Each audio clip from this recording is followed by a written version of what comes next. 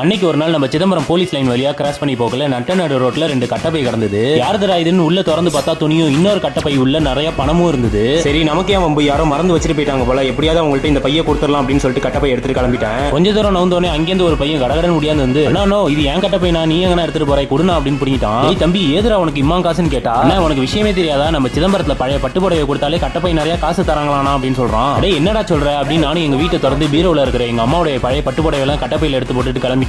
ஆமாங்க, நம்ம சிதம்பரம் கீழே வீதி கேக் ப்ரோக்கு பக்கத்துல இருக்கிற கோதண்டராமன் திருமண மண்டபத்துல வர 11ஆம் தேதியில இருந்து 15ஆம் தேதி வரைக்கும் ஸ்ரீ லட்சுமி பட்டு சென்டர்ல இருந்து கிளம்பி வராங்க. இவங்க கிட்ட உங்க வீட்டுல இருக்கக்கூடிய பழைய பட்டு புடவைகள் எந்த நிலையில இருந்தாலும் எடுத்துட்டு வந்து கொடுத்தீங்கன்னா அதை தேய்ச்சி பார்த்து உங்க பட்டு புடவை எந்த ரேட்டுக்கு போகும் அப்படின்ற மாதிரி கை நிறைய காசு தராங்க. இவங்க வர 11ஆம் தேதியில இருந்து 15ஆம் தேதி வரைக்கும் 5 நாளைக்கு காலையில 9 மணில இருந்து நைட்டு 8 மணி வரைக்கும் இந்த மண்டபத்துல தான் இருப்பாங்க. 15ஆம் தேதி வியாழக்கிழமை சாயங்காலம் 5 மணியோட இவங்க கிளம்புறாங்க. நீங்க இந்த சான்ஸை மிஸ் பண்ணிடாம உங்க வீட்டுல இருக்கக்கூடிய பழைய பட்டு புடவை, பட்டு வேஷ்டி, பட்டு துண்டு, பட்டு பாவாடைகளை மறக்காம எடுத்துட்டு வந்து இவங்க கிட்ட கொடுத்துட்டு கை நிறைய காசு வாங்கிட்டு போங்க.